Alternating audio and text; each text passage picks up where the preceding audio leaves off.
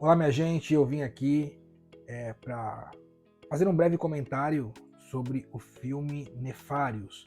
Muitos de vocês pediram para que eu comentasse este filme, eu pude assistir essa semana e realmente o filme me surpreendeu pela sua, não digo nem na sua qualidade estética, né, fotográfica, porque o filme é muito simples. O filme ele se passa praticamente dentro de uma cadeia, num diálogo entre o suposto condenado à morte e possesso com o psiquiatra. Porém, o filme é de uma trama envolvente. Acredito que principalmente porque ele aborda de maneira muito real essas questões da realidade espiritual, né? Não é um filme que se trata de exorcismos, não é um filme que se trata não tem efeitos especiais mirabolantes para chamar a atenção, mas existe ali uma coerência na trama, nos diálogos. É claro que, como todo filme, ele traz um pouquinho de excesso, porque esse excesso precisa prender, né, as pessoas que estão assistindo. Porém, eu digo desde já, adianto, que é realmente um filme excelente e que todos nós deveríamos ver. As comunidades, as paróquias poderiam até passar e sugerir este filme como um filme formativo. Mas vamos lá, a análise do filme agora. Não vou ficar dando spoilers também, contando muitas coisas, mas anotei algumas coisas aqui que me chamaram a atenção e que acho que serve de crescimento para todos nós, e que quando você for assistir, se você ainda não assistiu, preste bem atenção nessa realidade, porque são coisas que tem como nós aprendermos e crescermos com aquele diálogo do psiquiatra e do possesso. O filme se trata de um suposto condenado à execução à pena de morte, na qual, para que ele seja de fato executado a pena de morte, ele precisa passar por uma avaliação de um psiquiatra para ver se os crimes que ele cometeu foram realmente feitos na sua liberdade, na sua capacidade de decisão, ou ele vinha de um problema, de um distúrbio, né, mental, na qual tiraria ele da questão da pena de morte. Então, o primeiro psiquiatra que atendia este prisioneiro, né, essa pessoa que estava presa na cadeia, acaba morrendo, depois vocês vão entender por que ele morre. E quando assume um segundo psiquiatra, é o caso desta pessoa que está na cadeia, e esta pessoa que está presa vai passar por uma entrevista com um outro psiquiatra. Somente que todo o diálogo ele decorre com este prisioneiro possesso do demônio. Então, aos 35 minutos primeiros de filme, praticamente é dentro desse diálogo. O filme inteiro praticamente é dentro desse diálogo entre o possesso, né, e o psiquiatra dentro dessa cadeia. Porém, existem coisas que são bem relevantes. A primeira coisa é que ele era um psiquiatra ateu. Ele não acreditava nas coisas espirituais e nas coisas do demônio. E num dado momento, ali da entrevista do psiquiatra e do demônio, o demônio o questiona, né? Ele diz que você acha que o seu ateísmo vai protegê-lo de mim? Como se muitas vezes, porque naquele embate, daquele diálogo, o psiquiatra disse, né, eu não acredito em você, você não tem essa força, né? Basta que eu esteja longe de você, você não tem poder sobre mim. E o demônio disse isso pro psiquiatra. Você acha que o seu ateísmo, né, só porque você acha que não acredita em nada, nem em Deus, nem em demônio, isso vai protegê-lo de mim? Isso é um ponto muito interessante que eu achei nesse diálogo entre o psiquiatra e o possesso, porque isso vai começando a despertar dentro do psiquiatra alguns pontos de interrogação que vai o abrindo para uma possibilidade de uma realidade espiritual. No meio desse diálogo, que engloba muitas coisas, né, mas do psiquiatra engloba a questão dele querer descobrir se realmente aquela pessoa tem um problema mental ou não, mas o demônio vai dentro daquele diálogo mostrando e querendo convencer aquele psiquiatra que ele existe, que o demônio existe, mas que ele faz de tudo para permanecer escondido, para não levar a culpa, né? E tanto que ele quer levar aquele homem que foi condenado à pena de morte. Ele quer que aquele homem morra. E para isso ele o seduziu e levou até o estado em que levou. Uma coisa interessante que o filme também nos nos mostra nesse sentido é que em determinado momento do diálogo do psicólogo, do psiquiatra e do processo, o processo começa a revelar os pecados do psiquiatra. Uma vez que ele diz que não acredita no demônio, não acredita em Deus, não acredita em nada, o demônio agora começa a fazer o jogo inverso. Começa a lançar pecados daquele psiquiatra, daquilo que somente ele sabia que ele tinha feito e vivido, para que convença aquele psiquiatra de que ele é o demônio. Existe um porquê também dele querer convencer aquele psiquiatra que ele é o demônio. Se trata de fato de uma realidade espiritual, que eu não vou contar aqui. Mas é interessante que naquele diálogo o possesso diz para o psiquiatra que antes dele ir embora daquela cadeia, daquela penitenciária, ele haverá cometido 3 assassinatos.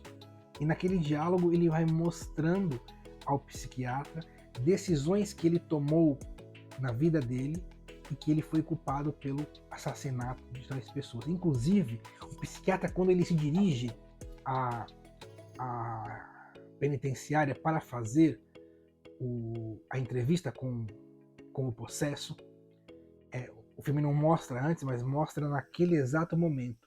Ele havia engravidado a namorada dele.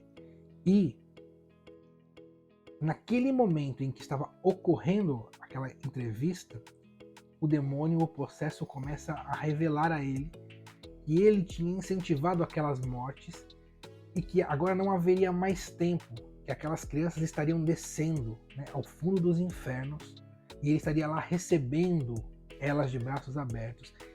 E ninguém sabia disso, somente o psiquiatra, tanto que ele interrompe a entrevista, ele corre para fazer um telefonema para a sua namorada para ver se ela já tinha feito o procedimento. E aí tem todo um jogo que eu também não vou contar.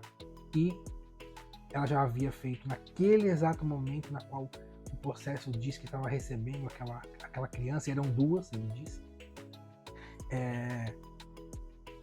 O psiquiatra comprova que realmente o aborto já havia acontecido, só que a namorada dele não podia atendê-lo porque ela estava em repouso. Então, essas duas coisas são muito interessantes em relação ao psiquiatra. Uma outra coisa muito interessante que nos chama a atenção neste filme é sobre o nome do demônio. Em um determinado momento do diálogo, o psiquiatra, logo no começo ali, ele pergunta, mas já que você está dizendo que você é um demônio, você tem um nome? E ele diz, sim, eu tenho um nome. O nome que o meu mestre me presenteou. E aí ele diz o nome, que é Nefariamos, né? Que é aquele que é nefasto, o devastador. E naquele momento o demônio dá um ensinamento real que nós podemos comprovar muitas vezes nas orações de libertação e nos exorcismos. O demônio, sobre a questão do nome, ele diz assim ao psiquiatra, que este é o nome que meu mestre me presenteou. Ele diz, os nomes são importantes, os nomes têm poder. Eles permitem que todos saibam quem somos. É por isso que muitas vezes nos exorcismos, o Padre Gabriel Amorth e os exorcistas em comum dizem que quando se descobre o nome do demônio que está possuindo aquela pessoa, o demônio perde a sua força, perde o seu poder de ação sobre aquele indivíduo. Por quê? Porque o nome, ele revela quem nós somos. O nome revela o modo como os demônios atuam. O nome traz à luz uma identidade. E o demônio gosta de jogar nas trevas. O demônio gosta de estar escondido. O demônio, na verdade, ele não gosta de estar exposto. Porque uma vez conhecido, ele é combatido. Uma vez que ele não é conhecido, ele consegue continuar com o seu modus operandi para que ele consiga devastar, para que ele consiga destruir. Então, quando um demônio ele revela o seu nome, ele revela a sua identidade, ali ele abre uma possibilidade de ser expulso, de ser atacado, de ser combatido de maneira mais direta. É por isso que os demônios, eles dificilmente ou de modo muito forçado, eles revelam o seu próprio nome.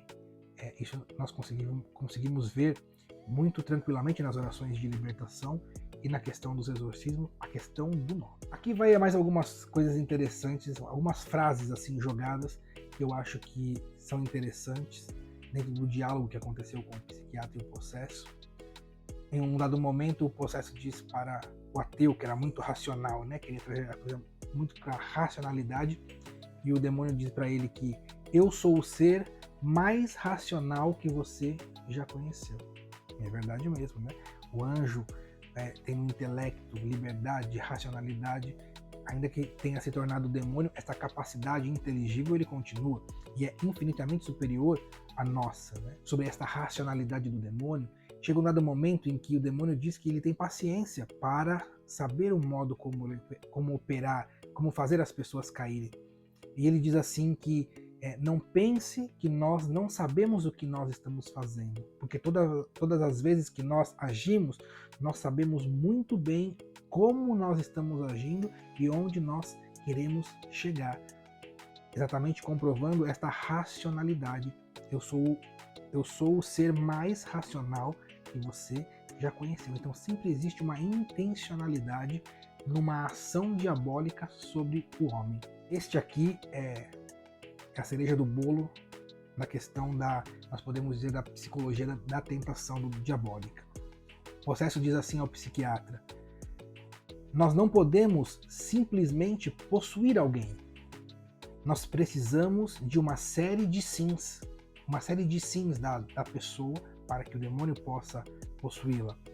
Nós oferecemos uma série de tentações, primeiramente, aumentando gradualmente em termos de duração e intensidade. Isso eu deixo bem explícito no meu livro quando eu trato da questão das tentações, das obsessões diabólicas, a questão de ir aumentando gradualmente a duração e a intensidade da ação do demônio sobre a pessoa para que ela vá percebendo se ela está ou não vivendo uma ação extraordinária do demônio. E depois disso, aumentamos o grau de iniquidade moral. Então aqui o demônio ele mostra o seu modo de agir, né? Ele mostra como ele vai subindo o grau da tentação, na duração, na intensidade, e depois ele envolve a pessoa neste aumento do grau de imoralidade, até que ele ganhe grandes espaços e possa possuir a pessoa. É claro, nós sabemos que não é somente grandes pecados que tornam uma pessoa, que podem fazer a pessoa se tornar possessa. Tem outras realidades, mas o modo como ele apresentou o seu modo de agir está corretamente de acordo com a doutrina católica.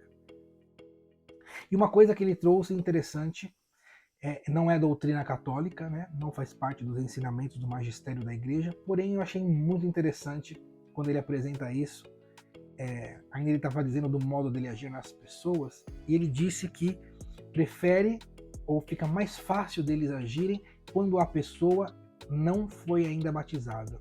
Ainda que a criança não tenha sido batizada, ele age, e ele diz assim: a ausência do batismo, neste caso, nos permite começarmos a trabalhar muito antes da idade da razão.